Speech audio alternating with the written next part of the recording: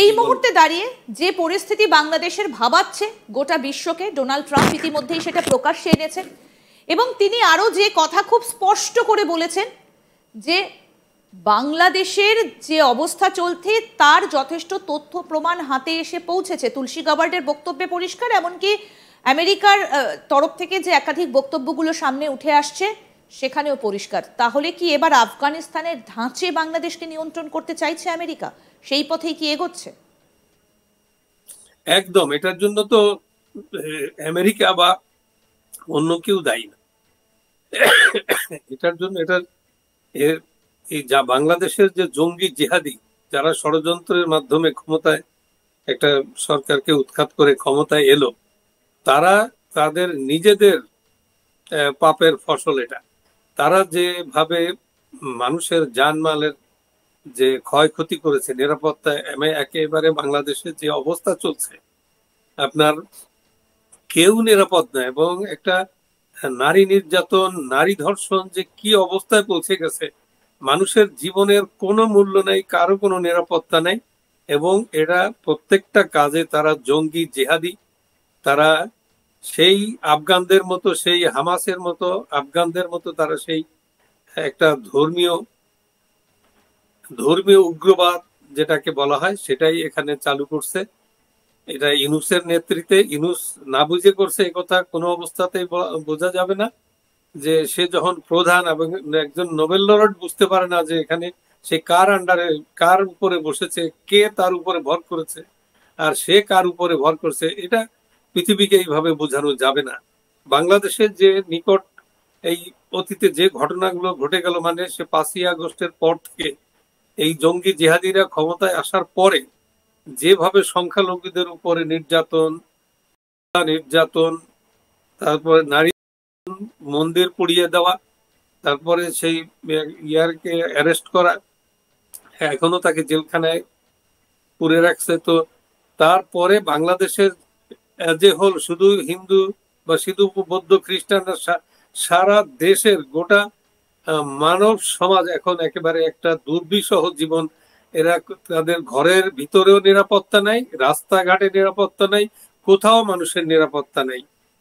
এই তো কয়েকদিন আগে মানুষ মানে যেভাবে করা হচ্ছে, তো এখন বাংলাদেশের মানুষ সিরিয়াসলি তারা বলছে, সাধারণ মানুষের মুখের কথা আমি আপনাকে বলতে পারি, সাধারণ মানুষ তারা বলছে যে একজন মহিলা শেখ হাসিনা, আমি এই জায়গাটাই একটু আপনার কাছে জানতে চাইবো যে যেভাবে অরাজকতা চলছে এই মুহূর্তে বাংলাদেশে, আপনি সেটা বলছিলেন যে কিভাবে অরাজকতা চলছে সেই পরিস্থিতি সম্পর্কে কম বেশি গোটা বিশ্ব এখন জানে। কিন্তু যদি আমেরিকা সেনা নামায়, আমরা আফগানিস্তানে দেখেছি যে কতদিন পর্যন্ত আমেরিকার সেনা সেখানে মোতায়েন ছিল এবং তার পর কি হয়েছিল সেটাও সম্পর্কেও সবাই অবগত। আপনারা কি চাইছেন, আমেরিকার সেনা নামাক?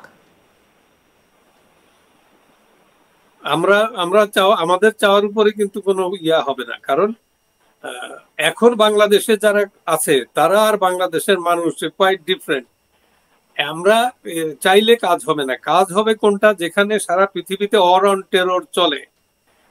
যে ক্রাইটেরিয়ার ভিতরে পড়লে ওয়ার অন টেরর চলে, অ্যাপ্লিকেবল হয়, বাংলাদেশে এটা একেবারে, এটাকে আপনি বলবেন ওভারওয়েলমিং একটা এভিডেন্স। সেই জর্জ ডাব্লিউ বুশের সেই বিখ্যাত বক্তব্য এবং তারপর আমরা দেখেছিলাম যে আফগানিস্তানের ছবিটা বদলে গিয়েছিল।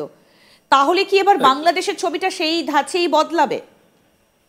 ওয়ার অন টেররের পরিস্থিতিতে কি বাংলাদেশ এসেছে বলে আপনি মনে করেন?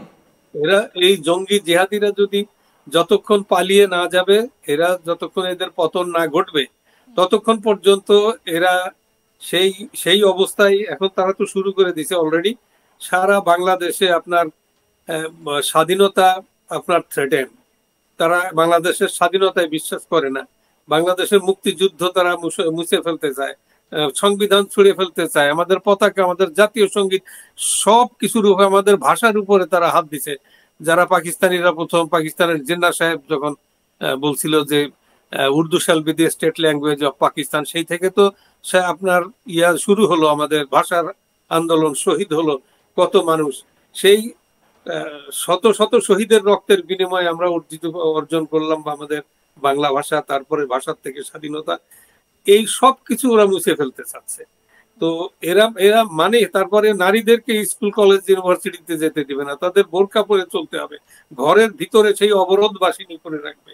তারপরে নারীদের কোনো ইয়া নাই, তারা নারীরা মনে হয় যে একটা ভোগের বস্তু, তারা ঘরের ভিতরে থাকবে একটা মেশিন, এরকম তাদেরকে কাজ করে। এমন একটা পর্যায়ে যে একটা মধ্যযুগীয় বর্বরতা বলবো না, আমি বলবো একটা, এই যে সেদিন যে একটা বগুড়া ইয়াতে মাগুরাতে যে মেয়েটাকে 7 বছরের মেয়েটাকে করলো, তারপরে সে মৃত্যুবরণ করলো, এটা তো মানে আদিম হিংস্রতা। এই আদিমতা এরপরে তো ধরেন আমি একটা বললাম তো যে ওভারওয়েলমিং এভিডেন্স তাদের ভিতরে আছে, তারা যে জঙ্গি জেহাদি, তারা অর অন টেররের ভিতরে আওতায় পড়তে পারে। এটা তো সেটা অবশ্যই সেটা সেদিকে শান্তিপ্রিয় বিশ্ব যারা এই অর অন টেররকে দমন করবে তাদের কাজ করবে, এরা কতক্ষণ টিকবে সেটা ওদের ব্যাপার। ওরা তো ওদের ওদের কি আছে, ওদের তো। কিন্তু তাহলে যদি সেটাই হয়, তাহলে মোহাম্মদ ইউনূস তো এই মুহূর্তে মাথায় সবকিছু, তিনি আসার পরেই তো এই সকলকে জেল থেকে মুক্তি দিয়ে দেওয়া হয়েছে। তাহলে মোহাম্মদ ইউনূসের ভবিষ্যৎ পরিণতি কি হতে চলেছে বলে আপনি মনে করেন?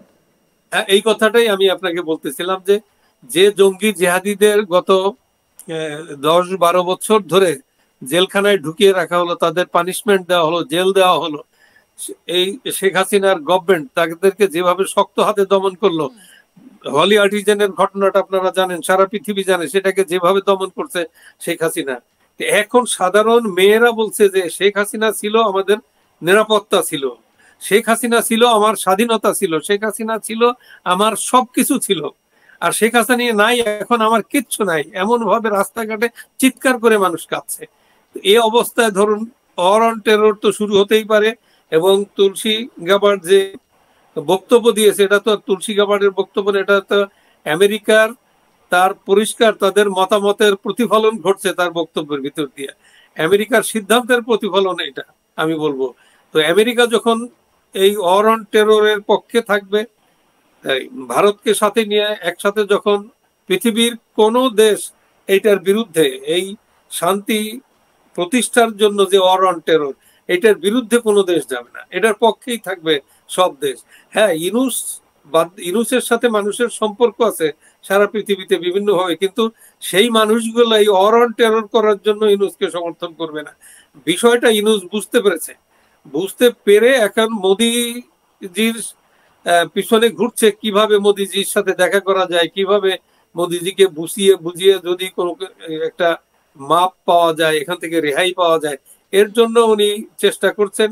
অফিসিয়ালি বলছে যে বিমস্টেকের এপ্রিলের প্রথম দিকে বিমস্টেকের যে ইয়া হবে তখন সেইখানে দেখা হতে পারে। এটা হচ্ছে একটা ছেদ কথা, অফিসিয়াল কথা, কিন্তু তলে তলে অনেকগুলো কাজ চলছে, ডিপ্লোম্যাটিক চ্যানেলের অনেক কিছু চলছে।